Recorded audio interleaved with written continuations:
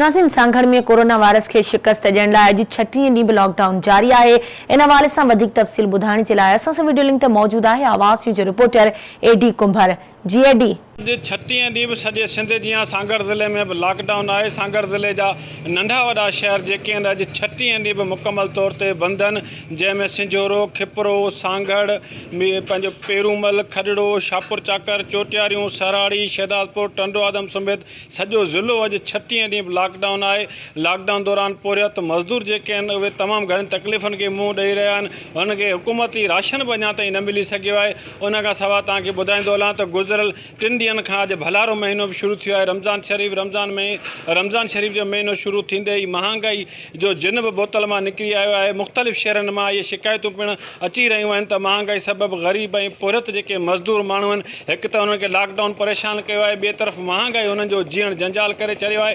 अहिड़ियुनि शिकायतुनि बैदि डिप्टी कमिश्नर सांगड़ जेको आहे सो इमरानुल हसन ख्वाजा सख़्ती सां नोटिस वरितो आहे। अॼु सांगड़ शहर में असिस्टेंट कमिश्नर सुहेल अहमद, उन खां सवाइ मुख़्तियार कार सांगड़, रशीद काका ऐं ॿी टीम जेका आहे सांगड़ शहर जे मुख़्तलिफ़ करियाना, सब्ज़ी, फ्रूट, उन खां सवाइ जेको आहिनि सो गोश्त मार्केटनि में बि मुख़्तलिफ़ जॻहियुनि ते हथ ठोकिया जेके रेट वसूल कंदड़ दुकानदारनि ख़िलाफ़ु ॾंड पिणु विधो वियो आहे। मुख़्तियार कार ऐं असिस्टेंट कमिश्नर सां जॾहिं असांजी ॻाल्हि ॿोल थी आहे, हुननि ॿुधायो त DC सांगड़ जे हिदायतनि ते ऐं सिंध हुकूमत जे हिदायतनि ते असां सांगड़ ज़िले जे शहर हेडक्वाटर में अॼु दौरो कयो आहे ऐं मुख़्तलिफ़ जॻहियुनि ते वधीक रेट वसूल कंदड़ दुकानदारनि ख़िलाफ़ु असां ॾंड पिणु विधो आहे।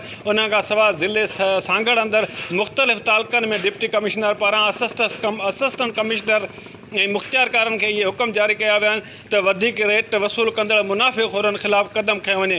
ॿियो त तव्हांखे ॿुधाईंदो हलां त सांगड़ ज़िले अंदरि गुज़िरियल 3 हफ़्तनि खां वठी एहसास प्रोग्राम जी रक़म जेका आहे उहा पिणु जारी आहे। गुज़िरियल 4 ॾींहंनि खां वठी मुख़्तलिफ़ तालुक़नि शहदादपुर ऐं टंडो आदम मां इहे शिकायतूं पिणु अची रहियूं आहिनि त HBL जा डिवाइस होल्डर जेके आहिनि उहे मुख़्तलिफ़ कूड़नि नालनि ते डिवाइसूं वठी सेंटरनि खां ॿाहिरि जेको आहे सो 2000 खां 1000 रुपया कटौती करे माण्हुनि खे रक़म ॾेई रहिया आहिनि ऐं ग़रीब माण्हू जेके आहिनि सो इनखे ॿिन्ही हथनि सां HBL डिवाइस होल्डर आहिनि उहे फुरे रहिया आहिनि। जॾहिं त HBL डिवाइस होल्डर जो जेको ज़ोनल मैनेजर आहे उन ते इहे इल्ज़ाम पिणु लॻा आहिनि त मुख़्तलिफ़ ओमनीज़ मां हिकर ज़रिए उन पैसा पिणु कढिया आहिनि, जंहिं करे ओमनी वारनि जा 2 हथ जेके आहिनि से मथे ते अची विया आहिनि।